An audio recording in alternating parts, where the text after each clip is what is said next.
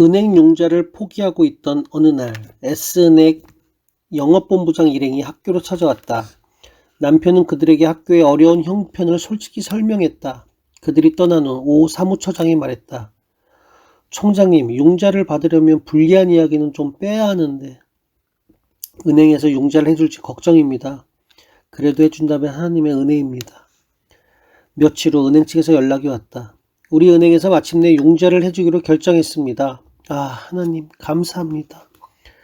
학교 살림은 당분간 숨통이 트였다. 사람이 감당할 시험 밖에는 너희에게 당한 것이 없나니 오직 하나님은 미쁘사 너희가 감당치 못할 시험당함을 허락지 아니하시고 시험 당할 즈음에 또한 피할 길을 내사 너희로 능히 감당하게 하시느니라. 고린도전서 10장 13절 말씀. 몇 년 후 한동대 겸임교수이기도 한 장만화 은행장은 이런 뒷이야기를 들려주었다. 총장님이 처음 제 사무실을 찾아오셨을 때 이분이 융자를 받으러 오신 분인가 의아하게 생각했습니다. 대개 사람들은 융자에 유리한 이야기들만 하거든요. 총장님께서 학교 사정을 너무 솔직하게 말씀하셔서 융자 조건이 좀 힘들었지만 저희 회사 실무팀들은 오히려 신뢰가 간다고 보고를 하더군요. 저도 그들과 동갑했기 때문에 융자를 해드리기로 결정했습니다.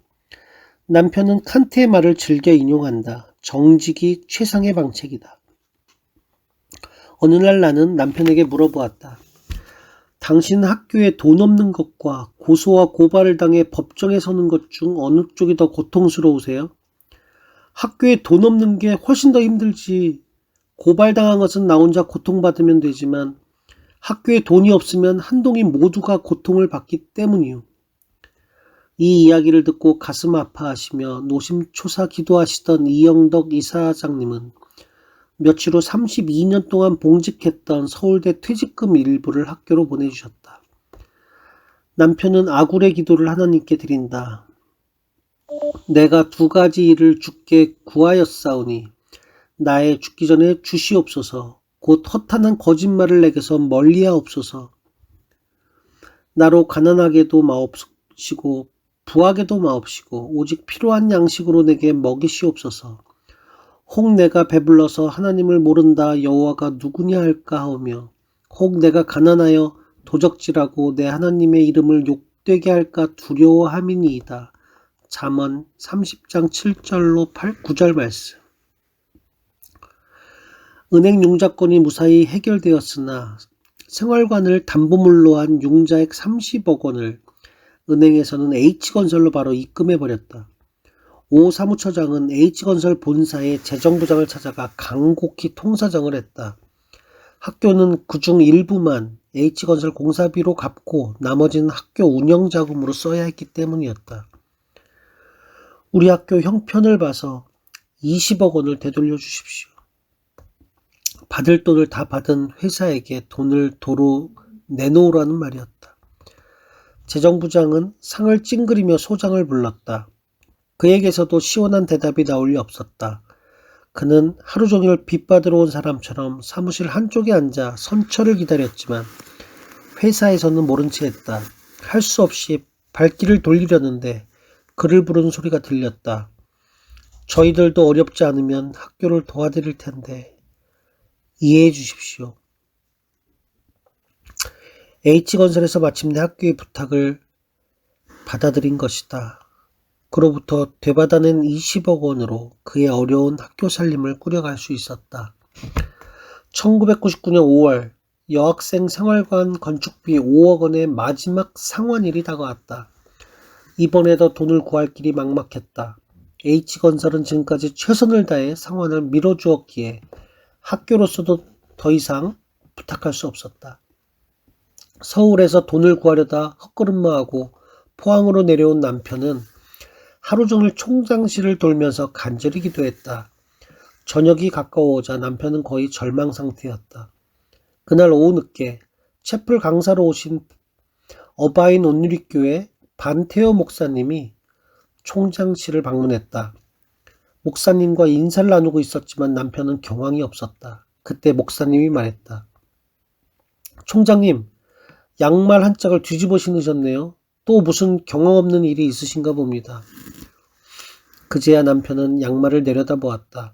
한 짝은 까만 양말, 다른 한 짝은 흰 실이 수시렁수시렁 나온 뒤집어지는 양말이었다. 모처럼 방문한 반 목사님에게 학교의 다급한 형편을 얘기할 생각을 하지 않고 있던 남편은 그제야 목사님께 기도를 부탁드렸다. 목사님, 내일까지 5억 원을 구하지 않으면 학교에 부도가 납니다. 그동안 수많은 고비를 하나님의 은혜로 넘겨왔는데 이번에는 별 대책이 없군요. 참으로 마음이 갑갑합니다. 목사님 기도해 주십시오. 잠시 생각에 잠겼던 반 목사님이 말했다. 인천에서 사업하는 분을 아는데 제가 한번 부탁해 볼까요? 네, 목사님 그렇게 좀 해주세요. 이미 퇴근 시간이 가까워오고 있었고 그는 부재 중이었다. 얼마 지나지 않아 그의 비서마저 퇴근해버리면 그와 연락할 길이 없었다. 두 사람 모두 초조하게 기다리고 있는데 마침내 그에게서 전화가 왔다. 반 목사님은 학교 사정에 대해 설명했다. 그분은 자신도 최선은 다하겠지만 자금 사정이 좋지 않아서 내일까지 5억 원을 마련하기 쉽지 않을 것이라고 말했다. 그렇지만 최선을 다해보겠다는 그분의 말 한마디에 그래도 남편은 희망을 가지고 지낼 수 있는 그 밤을 감사했다. 밤새 잠을 이루지 못하고 기도하며 아침을 맞은 남편은 전날 순천으로 돈을 구하러 간 오 사무처장에 전화했다. 내일 서울로 가셔서 기다리고 계십시오. 이 일에 필요한 사무 처리를 곧바로 할 수 있도록 하기 위해서였다. 잔칫집에 포도주가 떨어졌다고 예수님께 아뢰놓은 주님이 일하실 차례를 조용히 기다렸던 마리아처럼 우리는 숨죽여 기다렸다. 나도 하루 종일 초조했지만 묻기조차 두려웠다. 어쩌면 오늘 기어코 부도가 날지도 모른다는 생각에 나는 아침에 출근하는 남편에게 말했다. 여보, 진인사 대천명이라고 했잖아요. 그러다가 건강 상하겠어요. 한동대는 하나님의 대학인데 부도 나면 하나님께서 더 답답하시겠지요. 그게 어디 당신 책임인가요?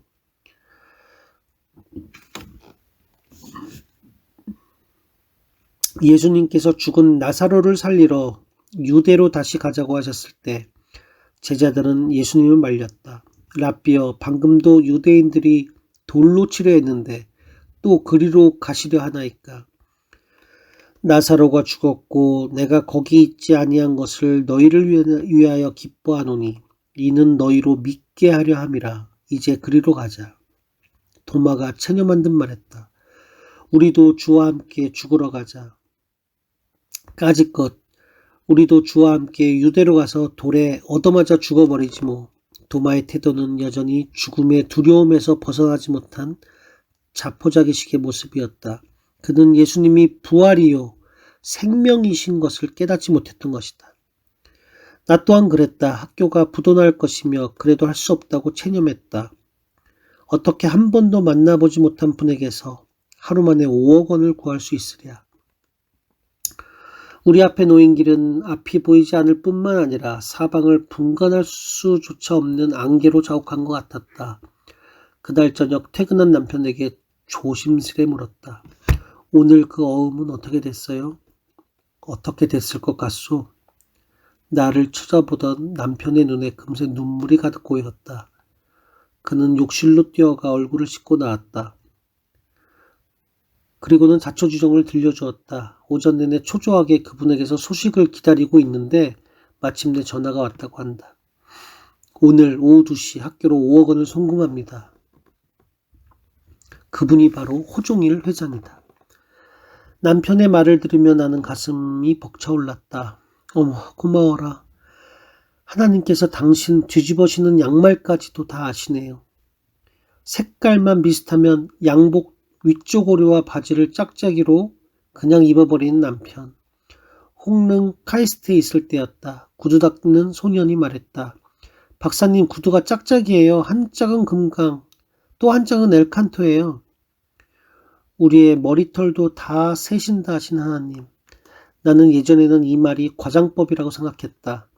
수십억 인구의 머리카락이 매일매일 엄청나게 빠지는데 아무리 하나님이라도 그런 것까지 다 세실 수 있을까? 그러나 그분은 다 아시고 계신다. 오늘 우리가 입은 옷, 신고 있는 양말까지도 다 알고 계시는 전지하신 그분이 바로 나의 보호자시다. 나는 비로소 하나님 안에서 모든 서러움과 불안을 내려놓고 오랜만에 안심할 수 있었다. 너희에게는 오히려 머리털까지도 세신 바 되었나니 두려워하지 말라. 너희는 많은 참새보다 귀하니라. 누가복음 12장 7절 말씀. 주님, 지금 어디 계세요? 하고 물을 필요가 없었다.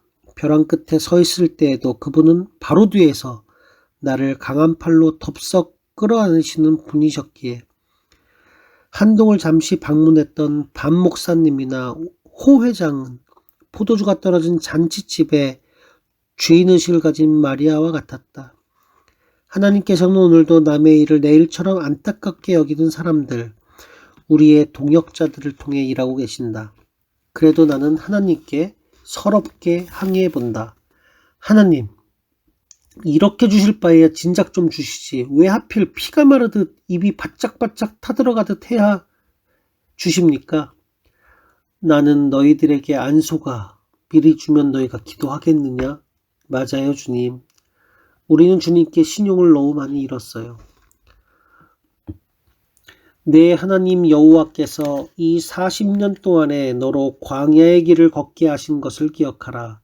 이는 너를 낮추시며 너를 시험하사 내 마음이 어떠한지 그 명령을 지키는지 아니 지키는지 알려 하심이라. 너를 낮추시며 너로 줄이게 하시며 또 너로 알지 못하며 내 열조도 알지 못하던 만나를 내게 먹이신 것은 사람이 떡으로만 사는 것이 아니요 여호와의 입에서 나오는 모든 말씀으로 사는 줄을 너로 알게 하려 하심이니라. 신명기 8장 2절로 3절 말씀.